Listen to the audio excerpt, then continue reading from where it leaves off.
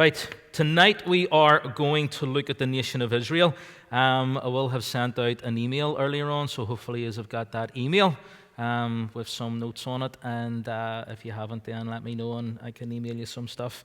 And then what we will do next week, we'll just kind of recap on everything that we've been talking about. And then we're going to take a wee break after that for the month of July, and then we'll come back at some point in August, and we will begin to go through the book of Revelation, and that will kind of like begin to again bring everything that we have been looking at, and it'll bring it into the book of Revelation. We'll begin to connect a few dots. So tonight we are going to look at the nation of Israel. A lot of people ask, questions about what nations will be, key players in the end times, and we maybe look at this again. We'll touch on it maybe tonight, but then look at it next week. In all my years of this church, Dina has never been on the front row. I have been praying for revival, and tonight it has happened. Thank you, Jesus. Was she?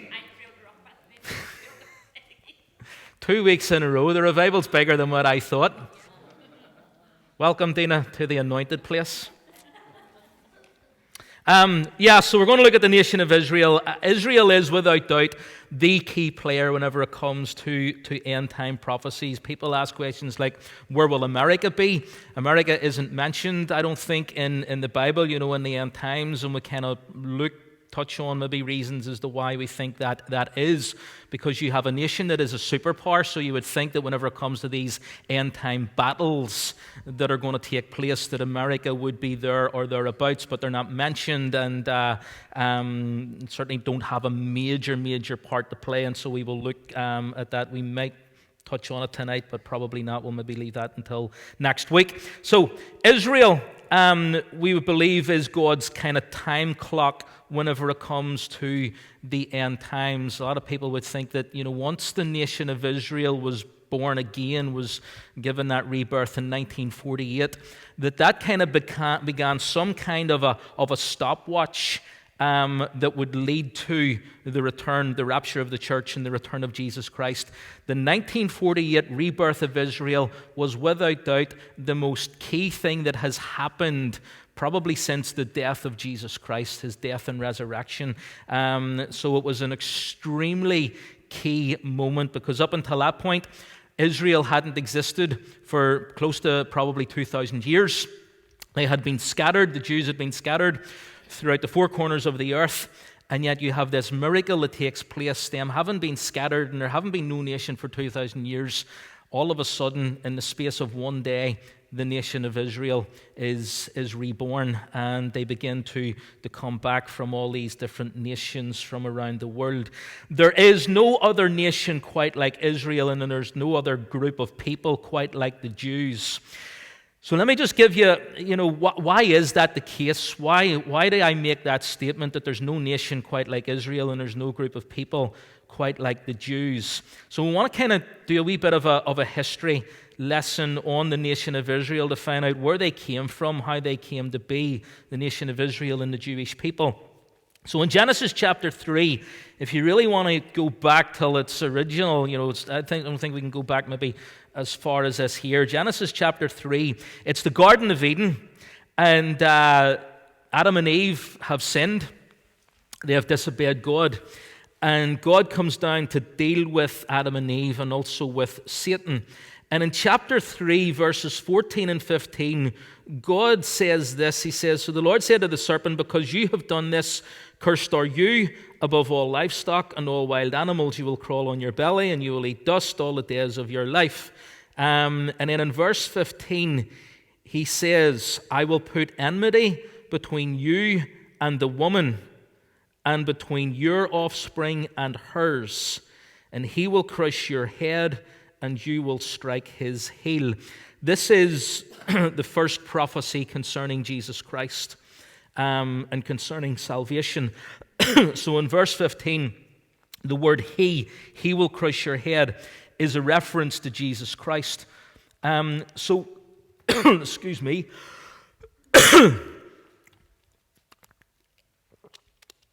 So God already has this plan of salvation in place before there was ever a sin. People often ask the question, did God know Adam and Eve was going to sin? If so, why did he create them? And the fact is, yes, God always knew from before he even created the earth. He knew Adam and Eve were going to sin. Why did he create them anyway? Out of nothing but, for me, pure, sheer love for humanity. And he created us and he gives us choice. He gave Adam and Eve freedom of choice in what they would do in the garden. So he tells them, you've got any tree to eat from, any fruit you can have, this garden is yours, but of that one tree you don't eat. That was choice, because we choose to love. We choose to reciprocate love. We choose that. People talk about about falling in love, or talk about, always like the one of falling pregnant. I fell pregnant. How does that happen? Love is a choice. It's a choice. And so God chooses to love us, and then he is looking for us to choose to love him back. And this was the case with Adam and Eve. He wanted them to make a choice to love him, to make a choice to walk in relationship with him, and to make a choice to be obedient to him. But we know the story of how they sinned, how they fell short, and they were disobedient. And so God puts this plan in motion. He makes a prophecy to Satan. I'm going to put enmity between you and the woman, and between your offspring and her offspring. I believe that's a reference to Mary and the offspring of Mary, which was Jesus Christ. And he will crush your head, and you will strike his heel. So God has this plan of redemption, and he begins to put it into motion. And so over time, he establishes this nation that we know today as Israel. And it was be from Israel and from the Jews. Whenever Jesus is talking to the woman at the well in John chapter 4, he tells the woman at the well that salvation is from the Jews. So this was God's plan of redemption and God's plan of salvation. So in Genesis chapter 12, you have this calling of a man by the name of Abram. And in Genesis chapter 12, God says, he reveals himself to Abram, and he tells Abram, go from your country, in verse 1, your people, your father's household, to the land I will show you. I will make you a great nation. I will bless you. I will make your name great, and you will be a blessing. I will bless those who bless you, and whoever curses you, I will curse. And all peoples on earth will be blessed through you. So, up until this point in time, there's no such thing as a Jew. There's no such thing as an Israeli, as an Israelite of the children of Israel. There's no such thing as a nation of Israel. That group of people and that nation does not exist. God goes to and reveals himself and speaks to a man called Abram, who is not a Christian, is not a follower of God, is not a follower of Yahweh, but Yahweh, the one true God, reveals himself to this man called Abram, who is not a Jew himself, not an Israelite himself. He's just a man, a heathen man, not a believer in God, but God reveals himself. I am the one true God. And so he says to Abram, I want you to leave here, and I want you to go to the land I will show you that we know today as Israel. And so what happens down through the span of time is Abraham, and this is the thing about God, because Abram is an unbeliever, but God reveals himself to Abram. And Abram, as we're about to find out here in Genesis chapter 15, we're going to read what God does with Abram. But eventually, Abram and his wife Sarah have a son called Isaac. Isaac has a son called Jacob. There's twins, Esau and Jacob. Jacob has his name changed to Israel.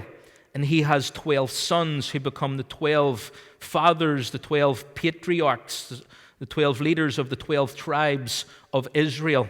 And a nation is birthed. So you've got Abraham, Isaac, and Jacob. And the reason that nation exists and the reason it was brought to birth was because of a promise that God made to Abram. back in Genesis chapter 12. So Israel is God's nation, and it's his land. There is no other nation like that. There is no other group of people that can say, we belong to God. There's no nation that can say that God established. The only nation that can never say that there is the nation of Israel, and the only people that can say that there is the Jewish people. It's quite remarkable as well, how that Abram, who gets his name changed to Abraham. Abraham's an old man, and his wife Sarah is an old woman. She is beyond the age of childbearing. So this is the amazing thing that God does, is that God always uses people and uses things that seem to be, it's like things just, this is not going to work, this is not going to happen, but that's so that God can get the glory, and God can show this is a miracle. So it wouldn't be so much of a miracle if Abram and Sarah were in their 20s and they had a son called Isaac. No, it had to be a miracle so people could look and say, you know what, there must be something about that child. Because Sarah's too old, and Abraham's too old, and that's just not going to work. How the heck is she pregnant? And so then people are going to know that must be God. Very similar circumstances, if you've got Zechariah and Elizabeth is beyond childbearing age, and yet she becomes pregnant and has a son called John the Baptist, who Jesus says is the greatest prophet in the history of prophets. Hannah, I think her name is in the Old Testament, who cannot conceive. And it was always looked upon, if a woman couldn't conceive, back in the days of the Bible, then she was, kind of like rejected, made fun of. It wasn't a pleasant experience for a woman that couldn't conceive and have a child. But she gives birth to a little boy and she calls him Samuel. And Samuel becomes an amazing prophet in the Old Testament, through the book of Judges, and anoints Saul and David and that there. And then obviously you've got Mary. You talk about a miracle. You've got Mary, the mother of Jesus. So the children of those women are significant children. And God is just taking the glory, but also showing, I'm doing this.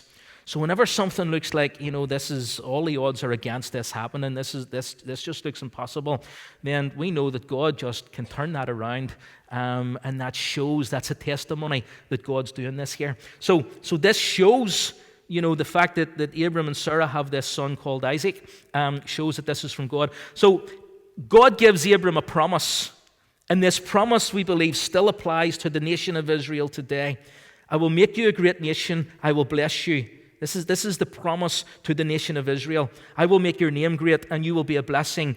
I will bless those who bless you, and whoever curses you, I will curse. And all peoples on earth will be blessed through you. That's a promise to the nation of Israel. So Genesis chapter 15, if you want to turn there quickly to Genesis chapter 15, God reaffirms this covenant. He makes a covenant with Abram. And it says, after this, the word of the Lord came to Abram in a vision. He says, do not be afraid, I'm your shield and your very great reward. But Abraham said, Sovereign Lord, what can you give me, since I remain childless? And the one who will inherit my estate is Eliezer of Damascus. And Abraham said, you have given me no children, so a servant of my household will be my heir. Again, you've got to think about maybe things that you're wanting to happen in your life, or promises that God has given to you that are maybe taking a little bit longer than what you anticipated or thought. And I'm telling you, hold on, because this is where Abram was, and God's going to do a miracle through you and in you.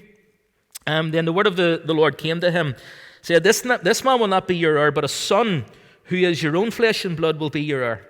He took him outside and he says, look up at the sky and count the stars, if indeed you can count them. Then he said to him, so shall your offspring be. And Abraham believed the Lord, and he credited to him as righteousness. And he said to him, I am the Lord who brought you out of Ur of the Chaldeans to give you this land and to take possession of it. But Abram said, Sovereign Lord, how can I know that I will gain possession of it? So the Lord said to him, bring me a heifer, a goat, a ram, each 3 years old, along with a dove and a young pigeon. And Abram brought all these to him, and he cut them in two and arranged them halves opposite each other. The birds, however, he did not cut in half. Then the birds of prey came down on the carcasses, but Abram drove them away. As the sun was setting, Abram fell asleep, and a deep sleep and a thick, dreadful darkness came over him. Then the Lord said to him, "Know for certain that for 400 years your descendants will be strangers in a country not of their own, and they will be enslaved and mistreated there." So he's talking about whenever Joseph goes down into Egypt, and then years later the family follow, and they stay there and they become slaves for 400 years. So God is prophesying. And then Moses comes and brings them out of slavery after 400 years of slavery. So God is prophesying this is what's going to happen. They will be mistreated there, but I will punish the nation they serve as slaves, and afterward they will come out with great possessions. You, however, will go to your ancestors in peace and be buried at a good old age. In the 4th generation, your descendants will come back here, for the sin of the Amorites has not yet reached its full measure. When the sun had set and darkness had fallen, a smoking firepot with a blazing torch appeared and passed between the pieces. On that day, the Lord made a covenant with Abram and said, "To your descendants I give this land, from the Wadi of Egypt to the great river Euphrates, the land of the Kenites, Kenizzites, Kadmonites, Hittites, Perizzites, Raphites, Amorites, Canaanites, Girgashites, and Jebusites." So, what happens here is God is reaffirming, he's bringing up this promise that he has made with Abram, saying, Abram, the promise is still there. But now God makes a covenant with Abraham, or with Abram as he's known then, but we know him as Abraham. God makes a covenant. So let me explain to you just how covenants work, because God says to Abram, go and he gets these animals that are 3 years of age, cuts them in half and splits them apart. So this is covenant was nothing new, was nothing strange. This is how people made deals in those days. They would make a covenant. Today we would maybe make a promise. We'd give our word. No, I'll give you a word. A promise.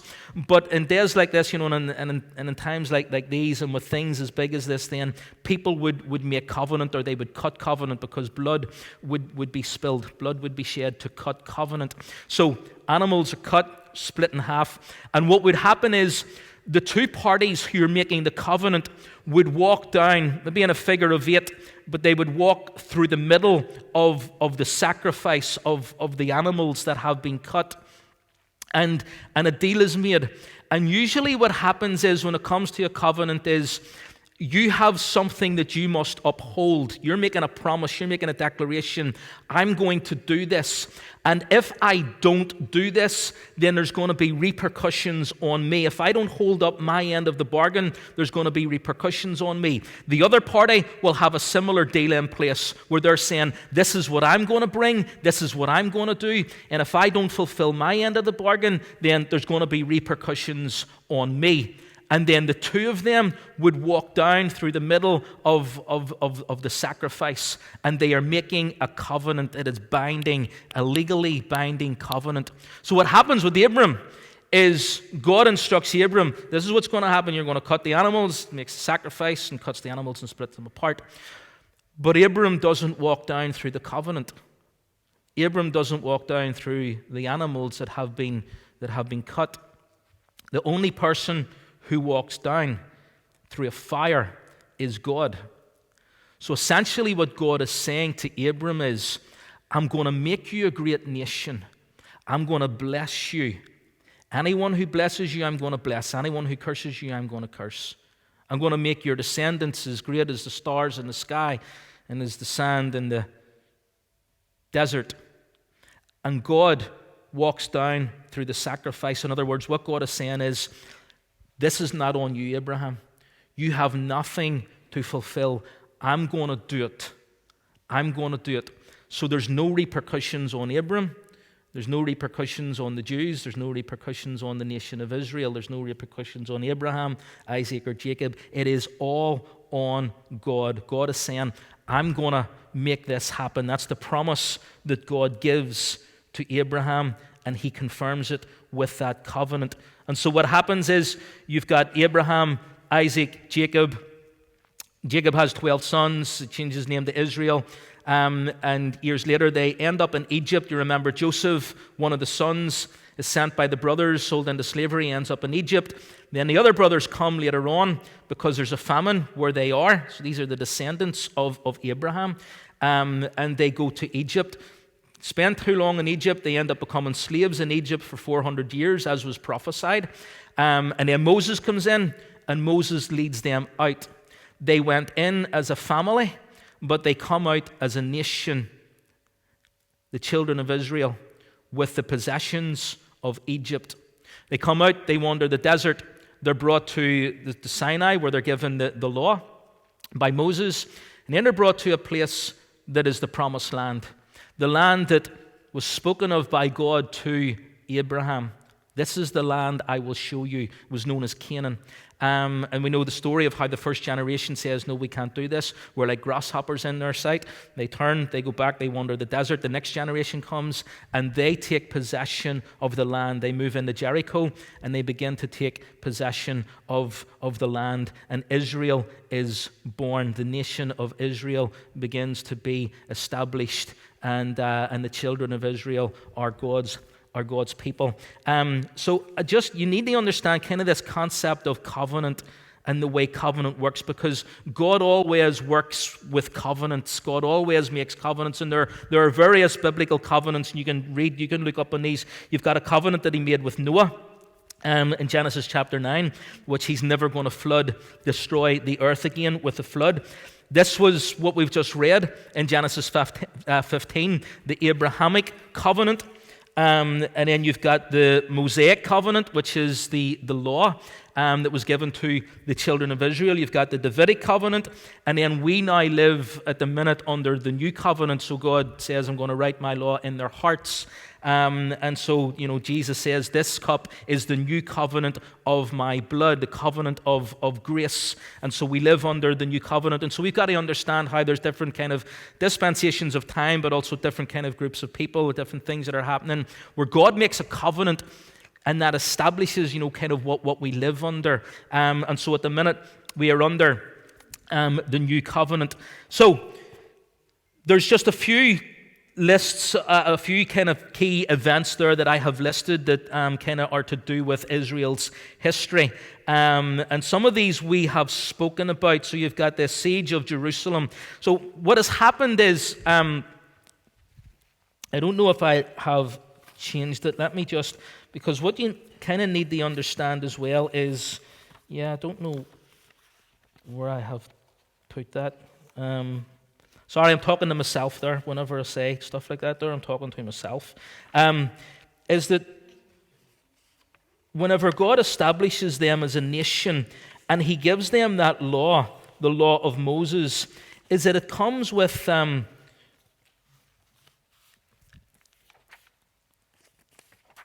it comes with certain like restrictions and consequences. So God gives them the law. He gives them the law on Mount Sinai. And he basically tells them, so you've got things like, you will have no other gods before me. And what he was saying, he's saying to the people of Israel, to the children of Israel, you are holy to me. In other words, what he's saying to them is, you are separate. I have separated you. This is why they belong to God. I have separated you from all the other nations in the world, from all the other people groups in the world. I have established you. I haven't established them, I've established you, so you're holy to me. Basic word for holy is to be separate. So you're not like these other nations. You're not to be like these other nations who worship all these other false gods. I am your one true God. You will worship me and me alone. You will not have any graven images. You will not bow down and worship false gods, all of those things. And so he gives them this law because he knows this is the law that they're going to be taken as a nation.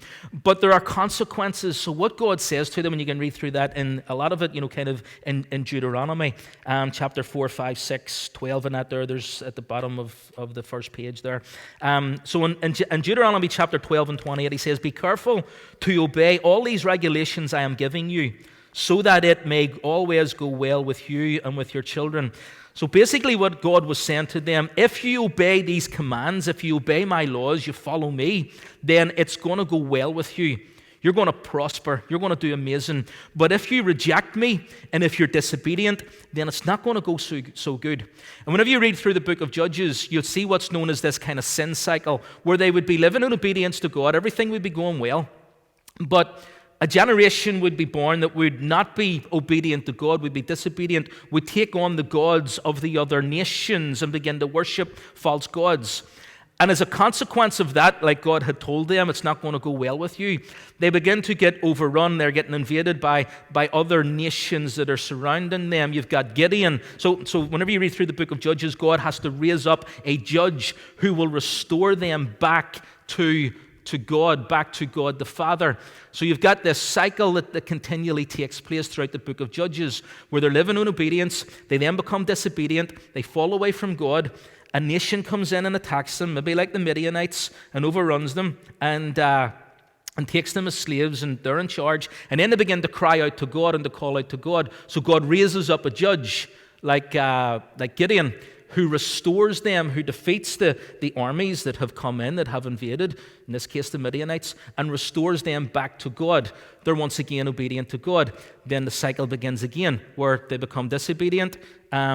A nation comes in, begins to destroy them. They call out to God. God raises up a judge and restores them back to God.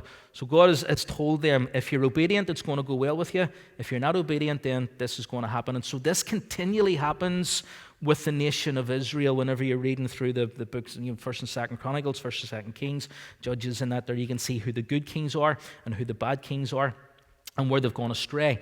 And this is a constant for Israel. And so we come to, I've given you a list there of some key events. In 606 BC, you've got the siege of Jerusalem. So Israel has always known war, has always known violence, has always gone through these periods where there's been invading armies that have come in to take over and take control. So 606 BC, you've got the siege of Jerusalem, and Daniel and his 3 friends are taken captive along with others.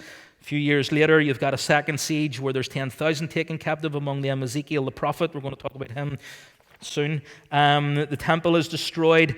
Captives then in 537 BC begin to return and rebuild the temple. 167 BC, you've got Antiochus.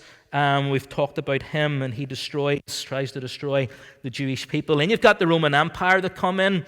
AD 66, there's a revolt against Rome. AD 70, the temple is destroyed. Jesus prophesied that would happen. We talked about that in our first week, Matthew 24. And then you've got another revolt in AD 132 and 135. That revolt is crushed. And under Hadrian, he destroys Jerusalem, and he kind of like buries it under earth and dust and dirt.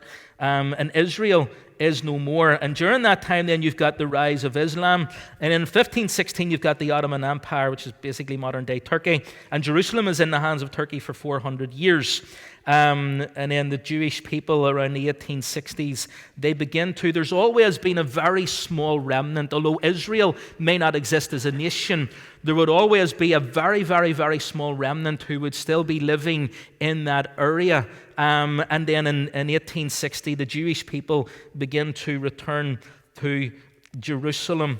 And then in 1917, you've got the Balfour Declaration. You can look this up yourselves. It's a great history lesson for you, because Balfour, who was in the British government, basically they were making a statement that the Jewish people should have their own state, should have their own nation. And in 1939, you've got the outbreak of the Second World War. And you know what happens in the Second World War. You've got the Holocaust that takes place during the Second World War. But after the Second World War, the Jews actually struggle even then to return home. Although they have been you've got this Balfour Declaration that says they should have their own state, their own nation. Yet there's still, I remember seeing a video of groups, like thousands of Jewish people on boats, and like nobody wanted them, and they were stranded on these boats for I don't know how long. And you've got all this going on. But in 1948, Israel is reborn after the UN sets its borders. So Israel has always known war and has always known conflict. That verse in Isaiah 11:11 is God basically saying whenever they return, we're going to look at some prophecies in just a second, whenever they return, they're returning for the last time, because they're going to stay here and no one is going to remove them again. So they have always known conflict, and they have always known war.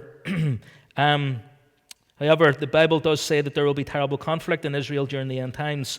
That is why the time period is known as the tribulation, the Great Tribulation, and the time of Jacob's trouble.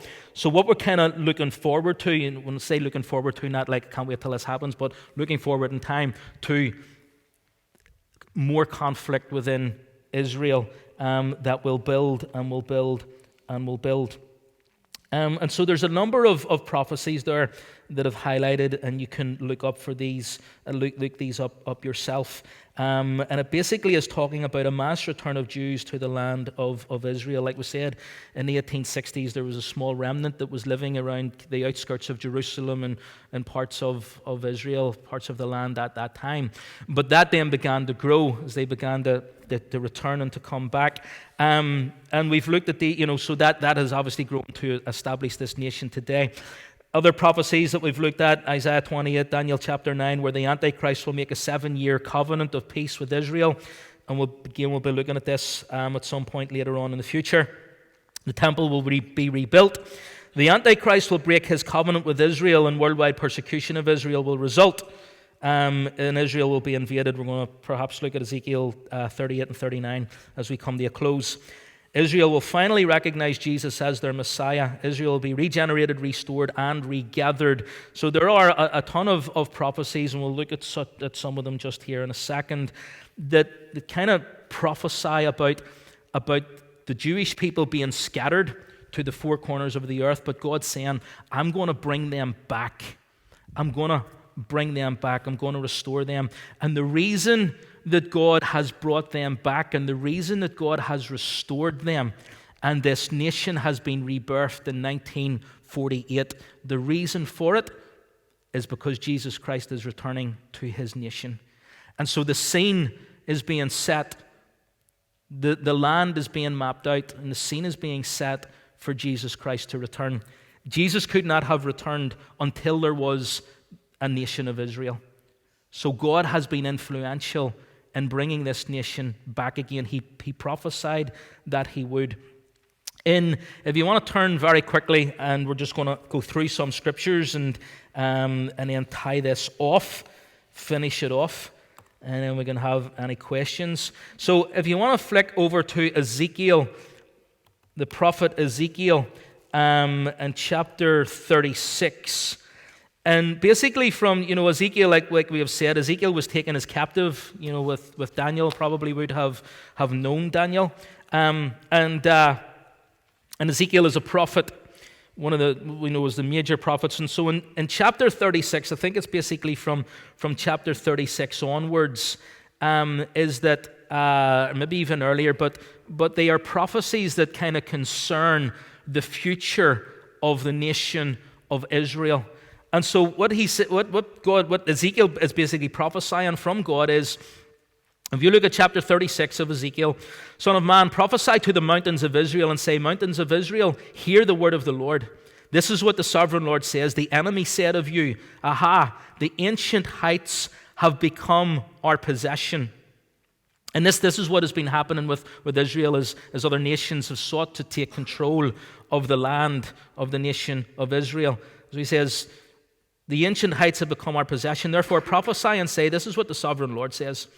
Because they ravaged and crushed you from every side, so that you became the possession of the rest of the nations and the object of people's malicious talk and slander. Therefore, mountains of Israel, hear the word of the sovereign Lord. This is what the sovereign Lord says to the mountains and the hills and the ravines and the valleys, to the desolate ruins and the deserted towns that have been plundered and ridiculed by the rest of the nations around you. This is what the sovereign Lord says. In my burning zeal, I have spoken against the rest of the nations and against all Edom, for with glee and with malice in their hearts, they made my land their own possession, so that they might plunder its pasture land. Therefore prophesy concerning the land of Israel.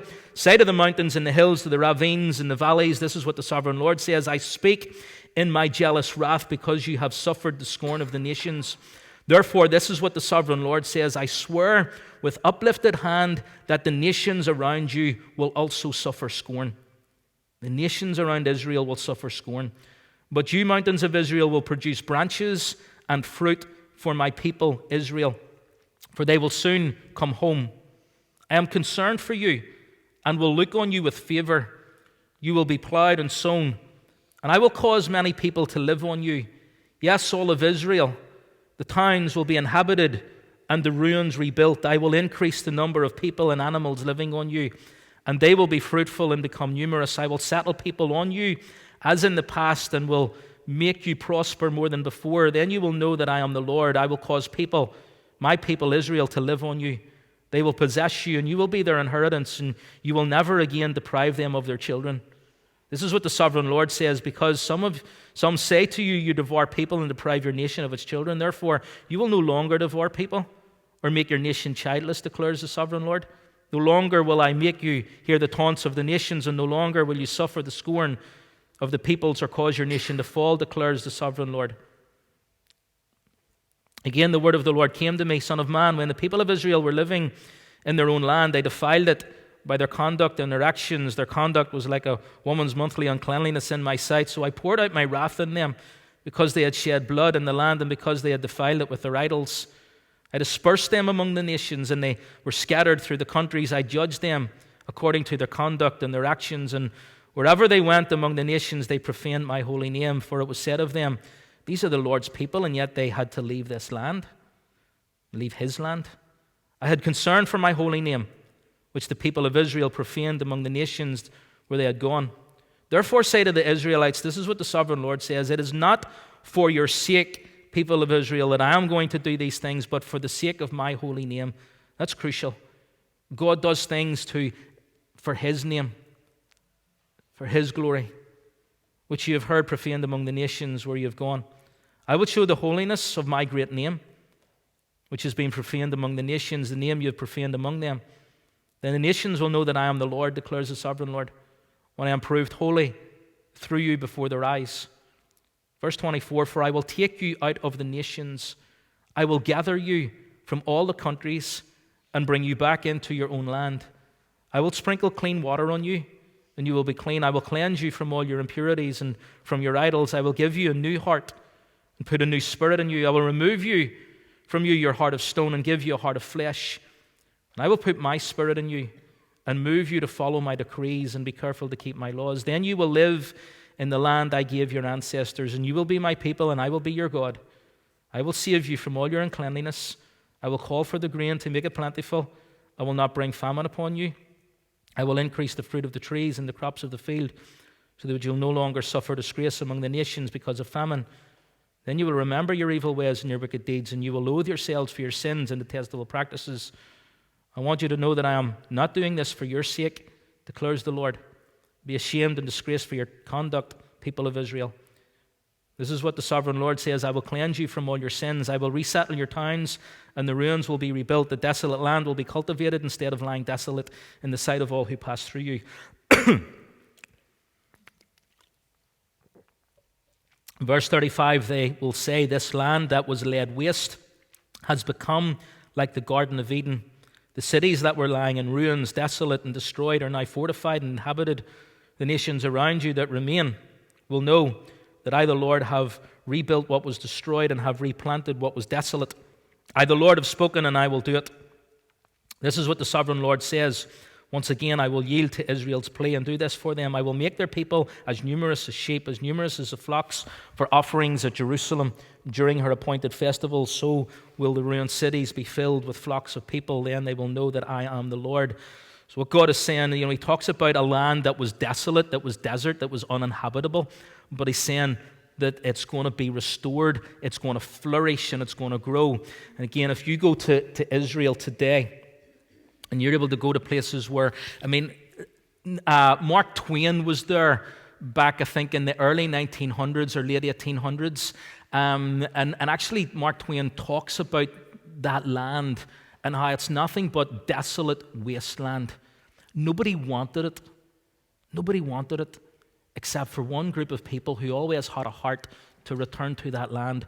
But if you'd have been there whenever Mark Twain was there, you just would have seen desert and desolation. It wouldn't have been a place that you would have wanted to have lived. And yet God is saying that desolation is going to be turned around and it's going to flourish, because there was a promise given to Abraham in Genesis chapter 12. I'm going to make you great. And God makes a covenant with Abraham that he's going to make the nation of Israel a great nation. He's going to restore it. And the people are going to be blessed because of it. And so there's a prophecy there in chapter 36. Ezekiel has these amazing prophecies that talk about end times, about the restoration of Israel. So we're going to flick over to chapter 37, one that you will be so familiar with. So in 36, Ezekiel is talking to the people, and he said, it's going to be desolate, but God's going to bring you back. From all the nations, he's going to call you back. And he's going to restore the land, and it's going to flourish. And then in chapter 37, you've got the valley of dry bones, where Ezekiel has this vision of a valley of dry bones. And Ezekiel is asked the question, can these bones live? And Ezekiel's response is, oh, you know, sir, you know. And people have kind of like, if you imagine, if you've seen any images of the Holocaust, and I've walked through in Jerusalem. There's a museum called Yad Vashem, and it's in memory, of the Holocaust. And there's stuff there that were kind of brought from the concentration camps. And I tell you, it's such a emotional journey as you walk through there, and you see what happened. Crazy things. But there are these images of bodies. I'm sure if you've seen any images of the Holocaust, you'll see bodies, and you will see bones of Jewish people who were murdered during that Holocaust. And you compare, you see that image of those bones and this image of Ezekiel's vision of a valley of dry bones. Can these bones live? So what God is saying is, because what happens in that vision, the bones begin to take shape and begin to form a body and flesh, and then God breathes on them. And it's a prophecy about the restoration of the nation of Israel, that Israel is going to return, that Israel is going to be reborn, and I'm going to breathe my spirit on them, a spirit of revival. That is still to happen. Dad talked today about the Messianic Jews in America, and there is this growing sense within Jewish communities of Jesus Christ as the Messiah, but there will be a revival within the nation of Israel. And so the valley of dry bones is God prophesying, is Ezekiel prophesying that this is going to happen and that God is going to breathe on them. And so we've given you there various prophecies concerning, so Isaiah chapter 11, verse 11, and the return of the Jewish people to their nation. Isaiah chapter 11 says, in that day the Lord will reach out his hand a second time to reclaim the surviving remnant of his people from Assyria, from Lower Egypt, from Upper Egypt, from Cush, from Elam, from Babylonia, from Hamath, from the islands of the Mediterranean. He will raise a banner for the nations and gather the exiles of Israel. He will assemble the scattered people of Judah from the four quarters of the earth. Isaiah 66 verse 8 says, who has heard of such a thing? Who has ever seen things like this? Can a country, can a nation be born in a day, or a nation be brought forth in a moment? Yet no sooner is Zion in labor, and she gives birth to her children. So again, that's prophecy. Can a nation be born in a day? And we know that happened in 1948. I'm running out of time, so we'll continue this on from next week, just kind of tie it off next week. And so you got all those prophecies again about the return of the people back to their land, back to their nation. And so what is going to happen, as we kind of look forward? Let me just give you a little bit of more modern day things as what has been going on. We're going to kind of maybe touch on Ezekiel here on his prophecies about Gog and Magog, and then we'll pick up on this next week. So just to kind of give you, and again, look at this for yourselves. So in 1917, after the First World War, the Ottoman Empire are the ones who are kind of in control of what's known as Palestine. The Ottoman Empire are in charge of that whole region that we would know as the Arab nations. And after the First World War, Britain and France in that they win that war and they kind of split the land up. And so Britain takes control of what's known as Transjordan, which we know today as Jordan, and of the nation of Israel and that there. So it was all just one place. So Britain seizes control. And then there's this declaration in 1917 that the Jewish people should have their own nation. And so you've got there kind of like a modern day thing, So 1939, there's a British government white paper which seeks to limit Jewish migration to Palestine to 10,000 per year because they're kept flooding back to their nation. 1940s, we've got the aftermath of you've got the Holocaust. 1947, the United Nations recommends partition of Palestine into separate Jewish and Arab states with international control over Jerusalem and those areas.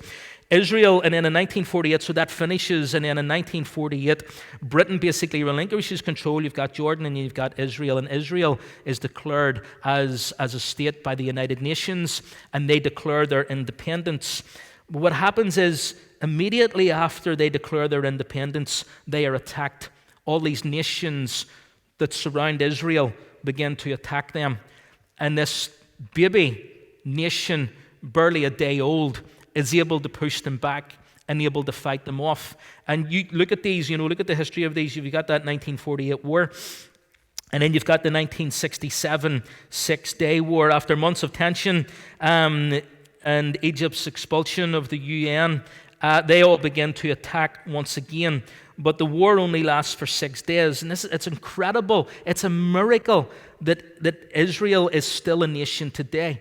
Because all of these nations, you got Egypt, you got Iraq, Iran, Lebanon, all of these nations that are always constantly attacking them, yet Israel is constantly able to push them back and to hold their ground. Not only just to hold their ground, but to take control of land. I mean, even, I can't remember if it was the 67 war or Yom Kippur. So on the day of Yom Kippur is the most holy day in the calendar of Judaism.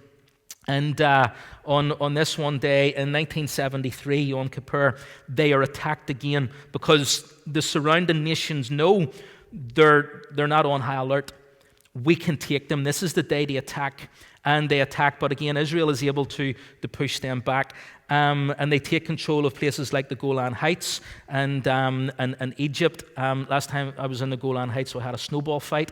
The snow was like that high. So we had a snowball fight in the Golan Heights on one day, and then the very next day I was down in the sea, the Dead Sea, and the water, or the sun splitting the trees. It just shows you just the difference because of the height in it. But you go to the Golan Heights and you can see into Jordan and places like that there, and they've got these guns, huge big guns that are out of commission, but they're still there as a remnant of wars that have been fought before. And so Israel took control. Israel they pushed Egypt way back as near to the southern border of Egypt. An absolute miracle that Israel is still there today.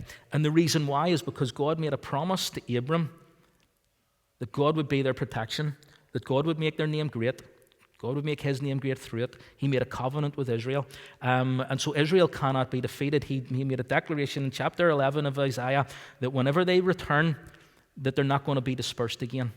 And the reason again for that also, not just because God has promised what he has promised to them, but God is setting the scene for the end times. And Israel is key and is crucial. And so there is still, God has never forgot about Israel. God is not finished with Israel. God has made an everlasting covenant with Israel. They are his people, and that nation is his nation. This has not changed. There is this belief in this teaching that is false teaching, that the church replaced Israel. That is false teaching. The church has not replaced Israel. We are branches that have been grafted in to the vine, into God. Jesus said, salvation is of the Jews. That has not changed and never will change. The nation of Israel has always been and always will be God's nation. The Jewish people will always be God's people. And God still has a plan and a purpose for the nation of Israel. So in Daniel chapter 9, Daniel talks about the 70 weeks. 69 of those weeks have already been dealt with. They're done. They're finished. their history. But there is still one more week where God will turn his attention back to the nation of Israel, back to his people, because God's heart is the children of Israel. That has not changed. God will turn his attention back once again to that nation for a 7-year period that we know as the tribulation. And during that time, Israel, what will begin that time will be a peace agreement that will be signed between the nation of Israel and the Arab nations. What will bring that in will probably be, and this is where we've got to kind of watch out for this. This is why we're so interested. When a conflict takes place in Israel, everybody's like, is this the one? Is this the one that ushers in the end times? Is this the one that brings in the rapture of the church? Is this the one that brings in the peace agreement? And what you find as well, even we talked earlier on about America, is that there's been certain presidents that haven't wanted to touch the Middle East, haven't wanted to go near it. Donald Trump was one. Donald Trump, I don't think, really wanted to touch the Middle East, but because of pressures, I think, from Christians and stuff like that that he took an interest. I think there have been others as well. But they always end up being sucked in and having to do something. And so there's these peace agreements that have been signed before that has maybe led to the assassinations. I think one of the most famous ones is a guy called Sadat, who was the leader in Egypt. And back in the 70s, I think it was, they came up with a peace agreement. And he ended up being assassinated because he made a peace agreement with Israel. So what is going to happen is there will be a conflict, a pretty serious conflict, that will bring people to a place where in Israel, and Israel, already wants peace. Israel will sign a peace agreement tomorrow if they knew that it would stick. But a conflict, I believe, will erupt, more serious than what we have seen in recent weeks, that will bring people to a table and say, we've got to make something here that sticks. And someone will emerge from the scene. And this is why people always talk about, is Trump the Antichrist because he ushered a peace agreement between some of the nations in the Middle East and Israel. So anybody that brokers a peace agreement, there's always these questions to ask, is that the Antichrist? Is that the Antichrist? And yeah, it's funny. But that will happen. The man who brokers the peace agreement between Israel and the Arab nations will be the Antichrist, the 7-year peace treaty. And so we believe that the church will be raptured before that or at that moment, and that will bring in the 7-year tribulation period where God will once again turn his attention back to his people. And that 7-year tribulation where we'll be with Christ. The church will be raptured, the church age will finish, and that 70th week begins, and it's just about Israel. It's about God restoring Israel. So if you want to look, we'll do this next week. If you want to read on through the next couple of chapters of Ezekiel, 38 and 39, I think it is, because there's this conflict between Gog, where the word of the Lord came to me, set your face against Gog of the land of Magog. And so it talks about again, Israel being attacked, this big major battle, and people think that it's Armageddon. I don't think that it is, because later on, I can't remember if it's 38 or 39, where it talks about bodies being there for like 6 months. So I think there's an allusion to possible nuclear war and nuclear warheads being used, because they're not allowed to touch the bodies. So there's some reason why they can't do that there. So it's kind of like if there's any nuclear activity, then you can't touch that there. So there might be an allusion towards that. But it's like, is this? So I would say that this battle maybe takes place prior. It is not Armageddon. Because Armageddon is the final battle, so there's not going to be 6 months afterwards where people are going to be looking for bodies and stuff like that there. But we'll talk about all this next week if you want to familiarize yourself with those 2 chapters. But this is just about us tonight, just understanding the nation of Israel is God's nation. He's bringing them back. He has brought them back over the course of the last 50, 60, 70 years.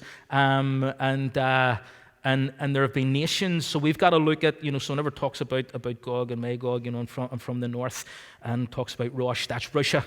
So there will be, again, another assault on Israel from the likes of Iran, Lebanon, Egypt, all those nations, if you look at the map that surround Israel, but will be funded by Russia. This is what Ezekiel is prophesying, that there's going to be a battle. So whenever you see, we see prophecy unfolding before our eyes on our TV screens. whenever you see stuff going on in Israel, and this is what Jesus prophesied as well, then they're the things that we've really got to be watching for, and kind of take a bit of an interest in, because that's where it's all going to happen. It's all going to happen in Israel and around those nations. And they have tried it before on a number of occasions, and they will try again. They've already declared that they go on and they say they want to drive Israel into the sea, and they want to destroy the Jewish people, and they will try that again. And so we'll maybe wrap up on that next week, and we'll kind of just tie off. We'll bring little bits of everything that we've kind of looked at over the last number of weeks, just to kind of remind ourselves of what we've looked at. And then we'll take a break for a number of weeks over July, and then we'll come back in August and we'll go through the book of Revelation.